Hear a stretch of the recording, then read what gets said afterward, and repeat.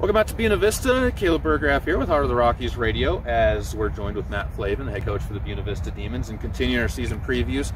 And Coach, football season here again. You excited to have it around? And a lot of kids that you got to be excited about the prospects this year. Oh yeah, no, it's always exciting. That first kind of week of practice leading up to it can definitely be a little frustrating, just all the paperwork and all that stuff, and kids not having physicals, but finally be out and have a couple good practices. It's exciting for sure. When you talk about the numbers that you got out last year, definitely a change in how many kids are out this year.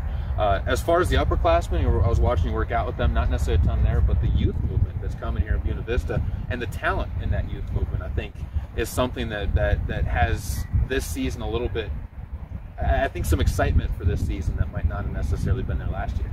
Oh yeah, and our returners are always, you know, there's some exciting kids there, and they're pumped for it, and I'm excited for them. And yeah, our youth group that we have, the freshmen and sophomores, there is some talent in there. There's some kinks to work out, some discipline, some, you know, just learning the whole high school routine of not just rolling out the football and saying go play and do this. It's them being actively listening to what we're telling them, and following those directions and getting them kind of ready to roll. Some interesting battles kind of forming as you look at the season. Quarterback, though, I think is going to be the one where the most change is going to happen. I think the most battle is going to happen. You got a couple of names that from last year to this year have been tossed in, and a new name that's kind of gotten thrown into the mix as well. Is it good to have that type of a quarterback battle early on between a bunch of new faces?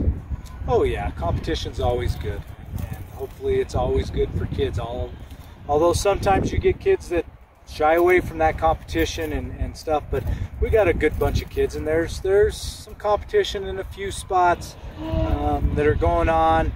But no, I'm glad there's some competition for the quarterback. You know, we have some people, yes, you're right, that were here last year and stuff, but hopefully it'll all work out that they're in the right spot for what's best for the team. Well, and I think that's the one thing with those kids, plus even kids that aren't in the quarterback conversation, that might be in the running back conversation, the line conversation, the receiving conversation, and even you go over to the defense, the flexibility of this team, the versatility of a lot of the kids, and also I feel from last year with their willingness to step into roles that they might not have been tagged at the beginning of the season.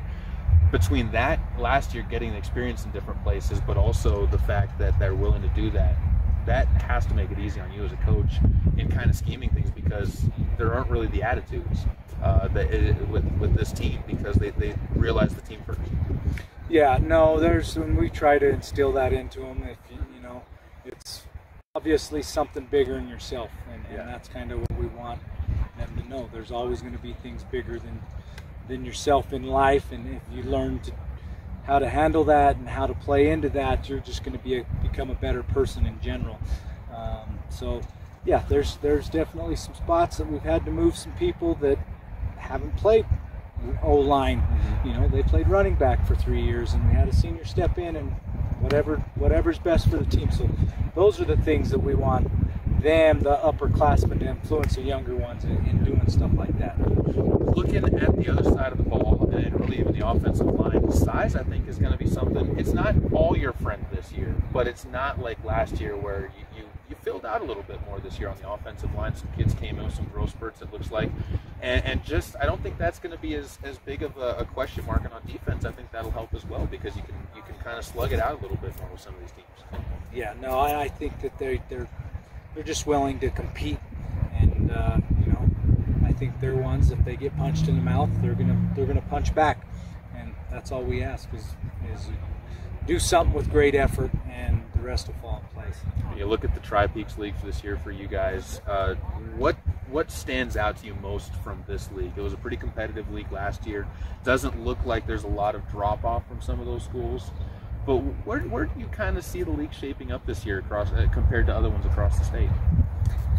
I think we should have a pretty decent league for sure. You know, you got CSCS didn't lose much. They have that Brown's kid, and you have Florence and you know their tradition down there, and they got a great staff, and they have some kids returning as well. And then we're trying to climb back in that mix as well. And you know, I think our league's going to be right up there with any other league, I would say. You know, you have some other leagues that poke out, you know, and then you have Holyoke and Ray and Lyman, Centauri and Monte Vista, I think, are going to be really tough.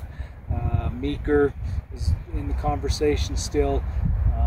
So there's still definitely some teams that, you know, there's one or two teams in each league, but I think we're right in the mix too. And I think you guys are in the mix this year. And one of the other things that doesn't make a big difference either way, but I think something that gets the kids a bit excited for it. 5 home games this year. You guys are into that kind of swing up where you get a few more home games on the schedule. Does that help, especially when you have young kids, to play in front of the home fans a little bit and have that support even when you might have those rough patches? I think so. It's always exciting to play at home, and the freshmen, you know, we got a bunch of them out. Oh, yeah. I have to check between 15 and 20, but they've always seen home games. They get excited about it, and I think they'll be jazzed up about it. We're going to have some freshmen step up and play too. So I think it's a good thing. Always when you can play in front of your home crowd, it's good. Well, I'm excited for it. First home game for you guys is actually the second game of the year for you guys. That's going to be the homecoming game. I believe that is the 13th. That Saturday, 1 o'clock game. But the first game comes up on the 6th for you guys. That'll be over at Platte Canyon. We'll have it on the air 4 o'clock. The kickoff, 3 o'clock, the pregame show on Eagle Country 104. And we'll have more interviews coming up, of course, on Facebook. And keeping tabs on the team. Coach, thanks for the time. Thank you.